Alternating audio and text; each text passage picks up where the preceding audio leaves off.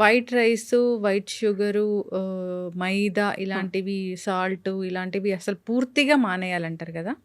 పూర్తిగా మానేయాల్సిందేనా? పూర్తిగా మానేయమని చెప్పనండి. ఈ 3 అన్‌హెల్తీ. డెఫినెట్‌గా refined sugar, refined floor and white rice. White rice అనేది ఏంటంటే అండి, దాంట్లో ఇంకా చాలా రకాలు ఉన్నాయి. సో నేను ఫస్ట్ చెప్పేది రిఫైన్డ్ ఆయిల్. ఈ 3 మోర్ హార్మ్ఫుల్ అండి. ఎందుకంటే రిఫైన్డ్ ఉండే ప్రాసెస్లో వచ్చే ప్రాబ్లం అది. ఆ రిఫైన్డ్ ప్రాసెస్లో వాళ్ళు చేసి, ఇప్పుడు ఆయిల్ తీసుకున్నాం, హైడ్రోజనేటెడ్ ఆయిల్స్, ఆక్సిడైజ్డ్ ఆయిల్స్, అందులో ఉండే ఫ్యాట్ మనం దేనికి తీసుకుంటున్నాం అండి? అదే అండి, మనం తీసుకునే పదార్థం దేనికి తీసుకుంటున్నాం, అందులో నుంచి మనకి కావాల్సింది ఫ్యాట్. హైడ్రోజనైజ్డ్ ఆయిల్, రిఫైన్డ్ ఆయిల్ వచ్చేటప్పటికి ఆ ఆయిల్లో ఉండే ఫ్యాట్ అనేది ట్రాన్స్ కి మారిపోతుంది, ట్రాన్స్ ఫ్యాటీ యాసిడ్స్ వచ్చేస్తాయి. సో అలాంటి తీసుకున్నప్పుడు మనకి కావాల్సిన గుడ్ ఫ్యాట్ రాదు, మనకి ఏదైతే యూస్ఫుల్ బాడీకి ఆ ఫ్యాట్ ఉండదు. అది ఇంకా లివర్ కి స్ట్రెస్ అండ్ ఇన్ఫ్లమేటరీ కండిషన్ కి తీసుకెళ్తుంది తప్ప మనకి సొల్యూషన్ రాదు. కాబట్టి నేను రైస్ కన్నా ముందు ప్రిఫరెన్స్ ఈ 3 అవాయిడ్ చేయమని చెప్పాను. Oil, refined sugar. Refined sugar కూడా అంతేనండి, కాన్సన్ట్రేటెడ్ గా మనం షుగర్ పెడతాము ఒకే దీంట్లో, అండ్ కెమికల్స్ చాలా యాడ్ అవుతాయి.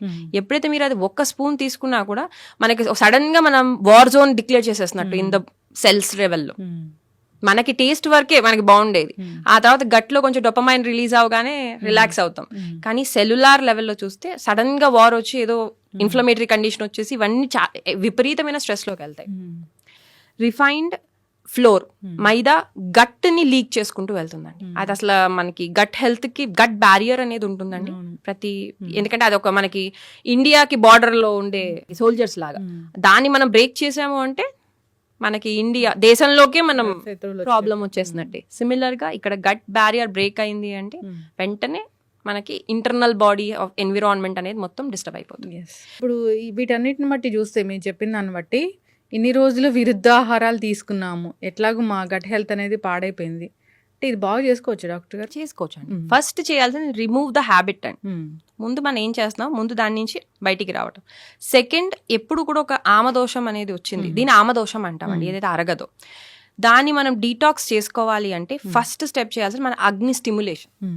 మనకి ఏదైనా సరే బాడీలో ఎక్కడైనా స్టక్ అయిపోయినా దాని ఎక్స్క్రీట్ అయ్యే ఫామ్ లోకి తీసుకురావాలి, లేదా అయితే మనకు అది యూస్ఫుల్ అవ్వాలి, లేదా ఎక్స్క్రీట్ అవ్వాలి. 2 ఆప్షన్స్ ఉంటాయండి మనం తీసుకున్న ఫుడ్ కి. సో అది ఎక్స్క్రీట్ అవ్వాలన్నా కూడా ఆ ట్రాన్స్ఫర్మేషన్ జరగాలి అంటే ముందు మన అగ్ని ప్రాపర్ గా ఉండాలి. ఈ అగ్ని ప్రాపర్ ఉండాలి. మనం లివర్ హెల్త్ ని ఎప్పుడు జాగ్రత్తగా చూసుకోవాలి. ఈ లివర్ హెల్త్ ని మనం ఎన్హాన్స్ చేసుకుంటూ ఇవి రిమూవ్ చేసి మన అగ్ని స్టిమ్యులేటింగ్ అంటే ఇప్పుడు జింజర్, జీలకర్ర, వాము, సొంటి ఇవన్నిటిని అక్కడ ఉండే కండిషన్ బట్టి మనం వాడగలిగితే ఇది డెఫినెట్లీ ఆమదోషం క్లియర్ అవుతుంది. చాలా మెటబాలిక్ డిజార్డర్స్ కి బేస్ లో ఉంటుందండి ఇది. సీట్, మేజర్ సీట్ క్లియర్ చేసుకోవచ్చు అండి ఆమదోషం అనేది. ఇప్పుడు గట్ హెల్త్ ఇంప్రూవ్ చేసుకోవాలంటే ప్రోబయోటిక్స్, ప్రీబయోటిక్స్, ప్రోబయోటిక్స్ అని చెప్తూ ఉంటారు. అవునండి. ఏం ఫుడ్స్ లో ఉంటాయి డాక్టర్ గారు? స్వీట్ పొటాటోస్ అన్ని కూడా మనకి ప్రీబయోటిక్ కిందకి వెళ్తుందండి. దానికి మెయిన్ ప్రీబయోటిక్ కండిషన్ కి మనకి కావాల్సింది ఏంటంటే కాంప్లెక్స్ కార్బ్ కావాలి ఫస్ట్, తర్వాత గుడ్ ఫ్యాట్ ఉండాలి. ఆ 2 ఉంటేనే ఆ షార్ట్ చైన్ ఫ్యాటీ యాసిడ్స్ ని యూటిలైజ్ చేసుకునే మన బ్యాక్టీరియా అనేది డెవలప్ అవుతుంది. సో బేసిక్ గా ఈ 2 కండిషన్ ఉండే ఫుడ్స్ వెళ్ళటం ఇంపార్టెంట్. గుడ్ ఫైబర్ ఉండాలి మన ఫుడ్ లో. సో ఈ 3 కనుక ఉంటే, so whole grains, brown rice, quinoa, ఒక్కొక్కసారి ఓట్స్, బార్లీ, అది వేరియబుల్ గా వెరైటీ ఆఫ్ గ్రెయిన్స్ తింటే చాలా వరకు మనకి రకరకాల ఫ్యాటీ యాసిడ్స్ అనేవి వస్తాయి. ఈ రకరకాల ఫ్యాటీ యాసిడ్స్ బేస్ మీద రకరకాల బయోమ్ డెవలప్ అవుతుంది, డైవర్సిటీ ఆఫ్ బయోమ్ పెరుగుతుంది. అంటే బోల్డ్ రకాల బ్యాక్టీరియా ఉన్నప్పుడు మనకి చాలా కండిషన్స్ ని మనం రెసిస్టెంట్ గా ఉండగలుగుతాం.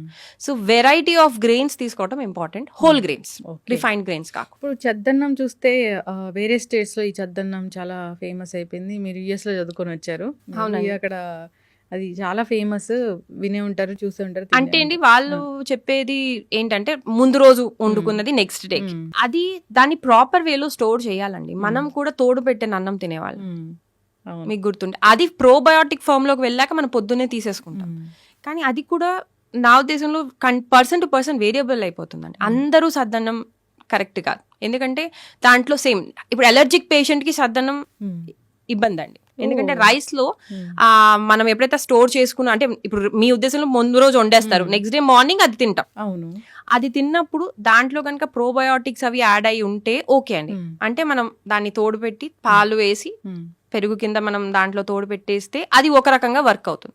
కానీ ఒక అలర్జిక్ పేషెంట్ కి అది అగ్రవేట్ అవ్వచ్చు, ఎందుకంటే హిస్టమిన్ లెవెల్స్ పెరుగుతున్నాయి. సో అందరికి ఇది సూటబుల్ అంటే కాదండి. ఎవరికి సూటబుల్ అంటే ఎక్కువగా ఇది కఫం పెరుగు వాతం ఎక్కువ ఉన్న వాళ్ళకి అది తీసుకోవచ్చు, ఎందుకంటే అది కఫాన్ని పెంచుతుంది, బ్యాలెన్స్ చేస్తుంది. కఫం ఆల్రెడీ ఎక్కువ ఉంది, వాళ్ళు కనుక ఇది తీసుకుంటే ఊరికే వాళ్ళు జలుబు లేదా ఇంకా స్లో డౌన్ అయిపోవటం, డైజెషన్ ఇంకా మందపడిపోవటం ఇలా చేంజ్ అవుతుంది. మనం కాకపోతే ఇందులో చాలా యాడ్ చేసుకోవచ్చు అండి. ఇప్పుడు సపోజ్ పచ్చిమిరపకాయ యాడ్ చేసాం అనుకోండి అది చేసేటప్పుడు, సో మనకి ఆ పెయిన్స్ కానీ ఆ మందం తగ్గడం కొంచెం తగ్గుతుంది. సో మనకి చాలా డిషెస్ లాగా ఉంటాయండి. కానీ దాన్ని ఫర్మెంట్ చేయడం బెటర్ డైరెక్ట్ గా సద్దన్నం కన్నా, ఎందుకంటే రైస్ లో మోల్డ్స్ కూడా ఈజీగా డెవలప్ అవుతాయండి. కాబట్టి నేనైతే దీనికన్నా ప్రోబయోటిక్ కి వెళ్ళటం బెటర్ సద్దన్నం కన్నా.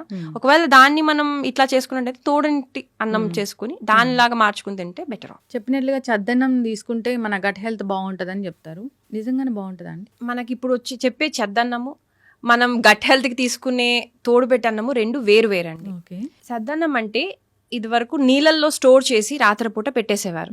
నెక్స్ట్ డే మార్నింగ్ ఆ నీళ్ళల్లో కడిగి ఆ రైస్ ని తీసుకుని దానికి కావాల్సిన తీసుకుని తినేవారు. ఇది మేజర్ గా రెసిస్టెంట్ స్టార్చ్ ఫుడ్ అండి. ఇది ఎక్కువగా డయాబెటిక్ వాళ్ళు తీసుకునేవారు, ఎందుకంటే దీంట్లో గ్లైసెమిక్ ఇండెక్స్ స్పైక్ అనేది స్లోగా రేజ్ అవుతుంది. ఇది సద్దన్నం అనేవారు. ఇప్పుడు తోడంటి అన్నం అంటే దానికి ఒక స్పెసిఫిక్ ప్రాసెస్ ఉంటుందండి. ఇది ఎక్కువగా గట్ హెల్త్ మీద బేస్ అయి ఉంటుంది, గట్ హెల్త్ కి చాలా యూస్ఫుల్ అని. అన్నం మనం రాత్రిపూట అన్నాన్ని ఫస్ట్ వాటర్ పోయాలండి అన్నం మునిగేటట్టు, తర్వాత అందులో పెరుగు వేయాలి. ఈ పెరుగు అనేది మనం జనరల్ గా ఏదైతే తోడు పెడతామో దానికన్నా కొంచెం ఎక్కువ క్వాంటిటీలో పెరుగు వేయాలి. దాంతో పాటు దాంట్లో అల్లము పచ్చిమిరపకాయ రెండు వేసి దాన్ని తోడేయాలండి. తర్వాత పాలు యాడ్ చేయాలి. ఇవన్నిటిని కలిపి వాళ్ళు తోడేసిన తర్వాత నెక్స్ట్ డే మార్నింగ్ అది తిన్నప్పుడు ఇందులో ఆల్మోస్ట్ 600 కన్నా ఎక్కువ వెరైటీ ఆఫ్ బయోమ్ అనేది బ్యాక్టీరియాస్ అనేవి డెవలప్ అయి ఉంటాయి. ఏదైతే మన తోడు పెడుతున్నాం అవునండి, అన్నాన్ని తోడు పెడతాం కానీ ప్రాసెస్ వేరండి. ఇందులో మనం యాడ్ చేసేది అల్లం ఉంటుంది, అంటే అల్లంలో కొన్ని రకాలైన ప్రోబయోటిక్స్ ఉంటాయి, మళ్ళీ పచ్చిమిరపకాయలో ఉంటాయి, at the same time curd. So ఇన్ని వెరైటీ ఆఫ్ ప్రోబయోటిక్స్ అన్ని కలిపి తింటాని దాన్ని మనం తోడింటన్నం అంటామండి. కానీ ఇది కూడా అందరికి ఒకేలాగా పనిచేయరు. ఎక్కువగా పెయిన్స్ వాత కఫాతత్వం ఉన్న వాళ్ళకి, మెటబాలిజం స్లో డౌన్ ఉన్న వాళ్ళకి మీరు పొద్దున్నే కనుక క్వాంటిటీలో పెడితే వాళ్ళకి మేబీ మందంగా అనిపించవచ్చు పొట్ట కానీ ఏదైనా. అదే గనక పిత్తం కండిషన్ లో ఉన్న వాళ్ళకి ఇది చాలా హెల్ప్ఫుల్ అవుతుంది, పిత్త అగ్రవేషన్ లో ఉన్న వాళ్ళకి ఇది హెల్ప్ఫుల్. సో తోడింటన్నం అందరికి యూస్ఫుల్ అనేది కాదండి, మన కండిషన్ బట్టి అది వేరీ అవుతూ ఉంటుంది. అప్పుడు మనకి మిగతా వాళ్ళకి ఇంకా రకరకాల ఇంకా బోల్డ్ ఆప్షన్స్ ఉన్నాయండి ప్రోబయోటిక్ లో. ఇది వరకు లక్ష్మీచార్ అని, ఇప్పుడు కెఫిర్ అని, కంబూచా అని, అట్లా రకరకాల ప్రోబయోటిక్స్ అనేవి బయటికి ఇప్పుడు తయారవబడుతున్నాయండి.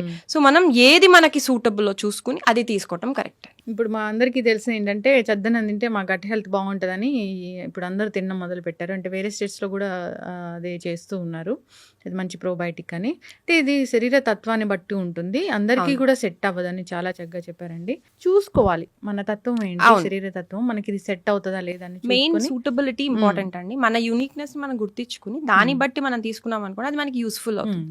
ఇప్పుడు ఎవరైనా పెయిన్స్ ఉన్న వాళ్ళు లేకపోతే వాత కఫం వల్ల వచ్చిన పెయిన్స్ వాళ్ళు సద్దన్నం ఒక మీరు చెప్పే సద్దన్నం అంటే ఈ తోడుంటన్నం అనేది కంటిన్యూస్ గా 40 days తీసుకుంటే వాళ్ళకి అగ్రవేషన్ ఉంటుందండి పెయిన్స్.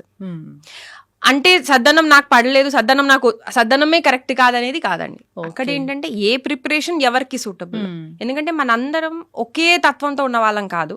మనకి ఎంత జెనెటిక్ కోడ్ యూనిక్, మన ప్రకృతి కూడా అంతే యూనిక్. కాబట్టి దాన్ని బట్టి మనకి అందుకని మనకి మన మీద అవగాహన ఉండటం చాలా ఇంపార్టెంట్. ఖచ్చితంగా డాక్టర్ గారు. ఇప్పుడు రాత్రి మిగిలిన అన్నాన్ని వాటర్లో వేసి తెల్లారే దాన్ని తీసేసి తినడం అనేది ఓన్లీ డయాబెటిక్ పేషెంట్స్ చేస్తారు. అది మీరు చెప్పేసి అది అసలైన సద్దన్నం, అది డయాబెటీస్ వాళ్ళు అది గ్లైసెమిక్ ఇండెక్స్ మీద ఎఫెక్ట్ చూపిస్తుంది కాబట్టి డయాబెటీస్ కి అది హెల్ప్ఫుల్. చక్కటి ఇన్ఫర్మేషన్ అండి.